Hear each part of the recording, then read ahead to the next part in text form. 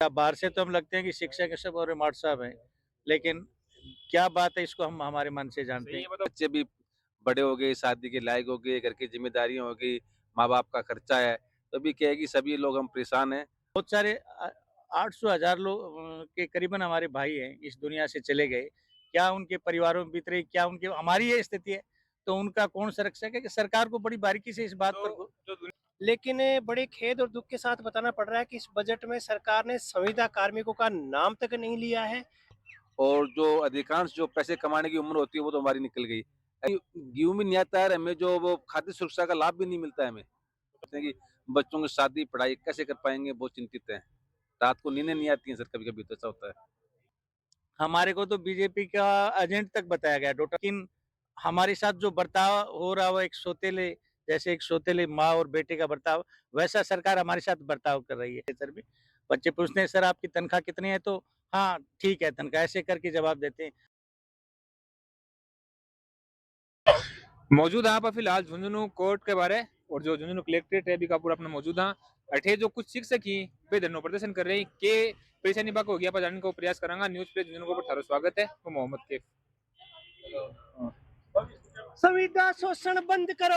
बंद करो बंद करो संविदा शोषण बंद करो। बंद करो बंद करो बजट घोषणा पूरी करो। पूरी करो पूरी करो बजट घोषणा पूरी करो। पूरी करो पूरी करो। हाँ जी क्या नाम है? प्रवीण जसरापुर, प्रदेशाध्यक्ष, राजस्थान पंचायत शिक्षक विद्यालय सहायक संघ। तो क्या परेशानी हुई तारे? राजस्थान में करीब शिक्षा विभाग में कार्यरत 40,000 संविदा कार्मिकों को इस बजट में पूरी आशा थी कि सरकार जो पिछले बजट में हमारे लिए घोषणा की गई थी कि अनुभव में 2 वर्ष की छूट का लाभ देकर इनको नियमितीकरण किया जाएगा, लेकिन बड़े खेद और दुख के साथ बताना पड़ रहा है कि इस बजट में सरकार ने संविदा कार्मिकों का नाम तक नहीं लिया है। पिछले 20 साल से शिक्षा विभाग में कार्यरत पंचायत शिक्षक, विद्यालय सहायक, कनिष्ठ शिक्षक, शाला सहायक, ये कार्मिक इस बजट से बेहद नाराज है, क्योंकि 20-25 साल संविदा पे गुजारने के बाद ये अब उम्र के उस पड़ाव में आ चुके हैं कि सरकार या तो इन्हें अतिशीघ्र नियमितीकरण करे, जो इन्होंने चुनाव से पहले वादा किया था। अगर ये वादा समय से पूरा नहीं करती है सरकार, तो इस बजट में हमारा जो सब्र था वह टूट चुका है। 19 तारीख को माननीय मुख्यमंत्री जी पूरक बजट पेश करेंगे। अगर उसमें इनके नियमितीकरण की घोषणा नहीं हुई तो यह कार्मिक जो करीब 40,000 हैं सड़कों पर उतरेंगे और उग्र आंदोलन करेंगे। तो क्या कारण है कि पहला तो वादो करे हुए नियमित करने को और अब फिलहाल बजट में थारो जिक्र ही को नहीं है।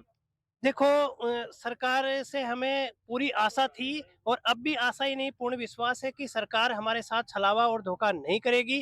पूर्व बजट जो 19 को आएगा माननीय मुख्यमंत्री जी घोषणा करेंगे, लेकिन अगर घोषणा नहीं हुई तो हमें पूरी तरीके से ये पता लग जाएगा कि सरकार ने हमारे साथ विश्वासघात किया है। उसके बाद उग्र आंदोलन के लिए हम स्वतंत्र हैं, क्योंकि सरकार को हमने वोट दिए हैं, बनाया है और सरकार ने ही हमें संविदा पे लगाया था, इसलिए हमें सरकार से पूरा विश्वास है। हम नहीं चाहते कि जिस सरकार को हमने बनाया उसी के खिलाफ हम खड़े हों। इसलिए माननीय मुख्यमंत्री जी से हमें पूरा विश्वास है कि वह हमारे साथ धोखा नहीं होने देंगे। लेकिन अगर फिर भी सरकार हमारे साथ धोखा करती है तो फिर हम आर पार की लड़ाई लड़ने के लिए बिल्कुल तैयार हैं।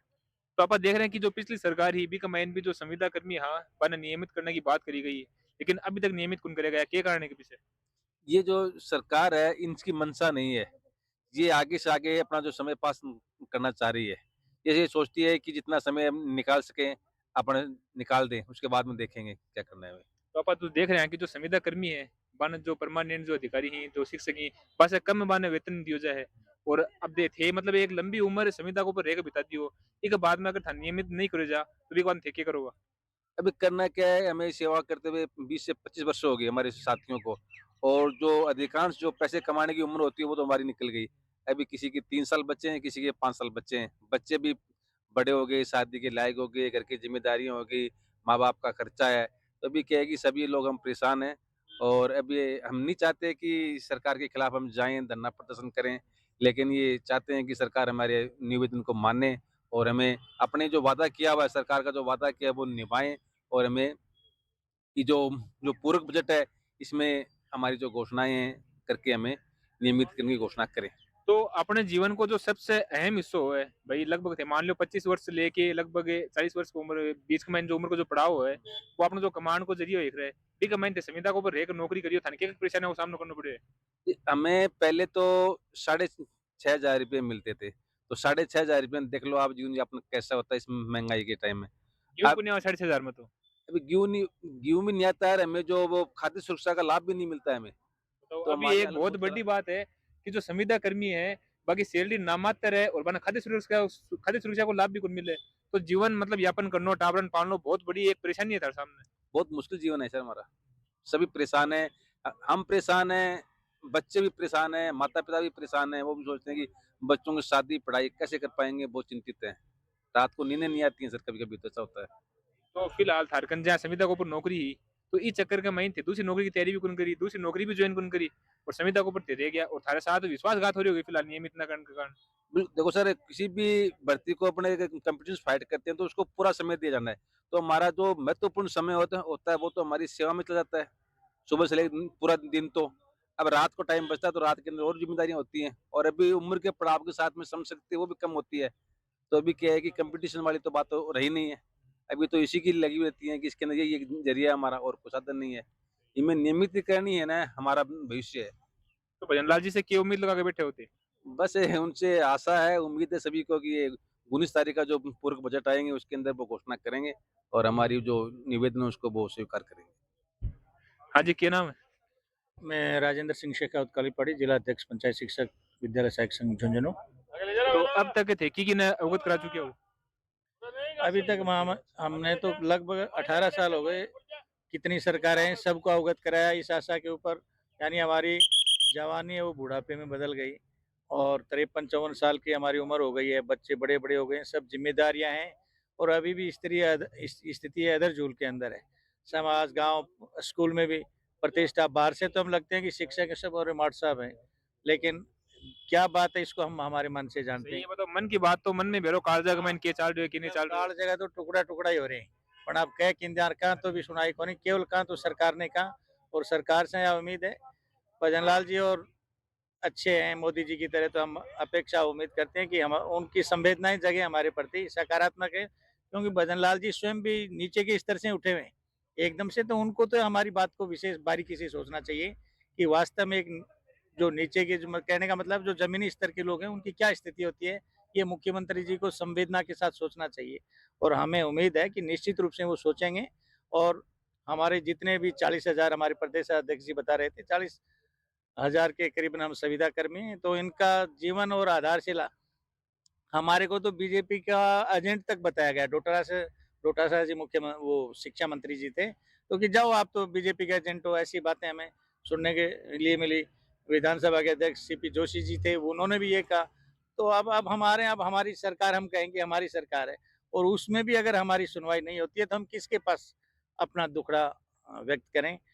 हम उम्मीद करते हैं, आशा करते हैं कि निश्चित रूप से हमारा जो पूरक बजट है आए, उसके अंदर हमारी नियमितीकरण की घोषणा अब हम सुनते-सुनते ये होगा बेहद।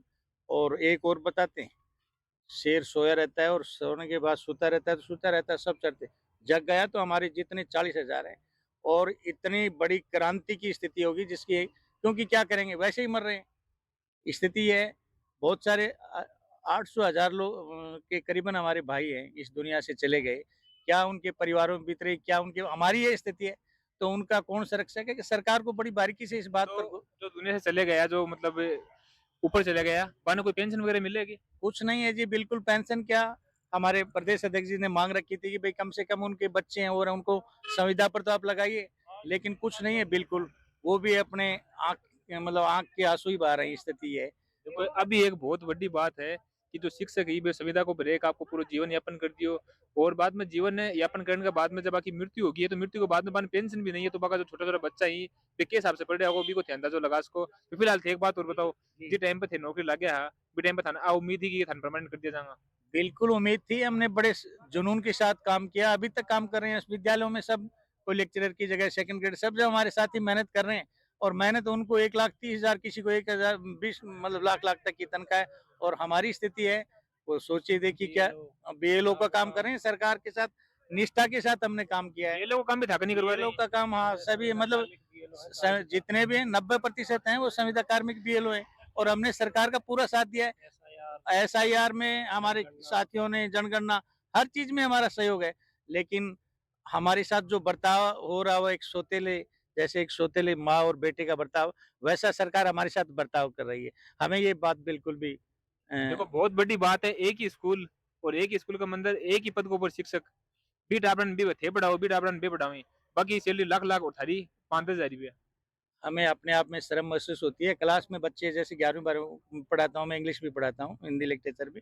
बच्चे पूछते हैं, "सर आपकी तनख्वाह कितनी है?" तो हाँ, ठीक है तनख्वाह, ऐसे करके जवाब देते हैं। हम उनको क्या बता पाएँ, हमें अपने आप में ग्लानि महसूस होती है। क्यों? पढ़े-लिखे, योग्यता सब उनके बराबर सब कुछ है, लेकिन स्थिति ये है। तो बड़ी मन में पीड़ा होती है कि हमने पता नहीं पूर्व जन्म का कोई अपराध किया होगा, उस अपराध की सज़ा हमारे को मिल रही है।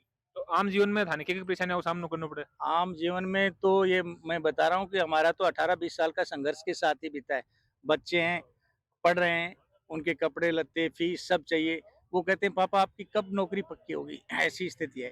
तो हम क्या जवाब उनको दें? ये स्थिति है। नौकरी पक्की होने का माई थारी उम्र जरूर पक्की होगी, नौकरी हाँ, पक्की नहीं हुई लेकिन अभी। उम्र पक्की हो गई, हमारे बाल पक्के हो गए, है ना? ये सब ऐसे एकदम से स्थिति हमारी वास्तव में बहुत ही दयनीय है, क्या बताएँ?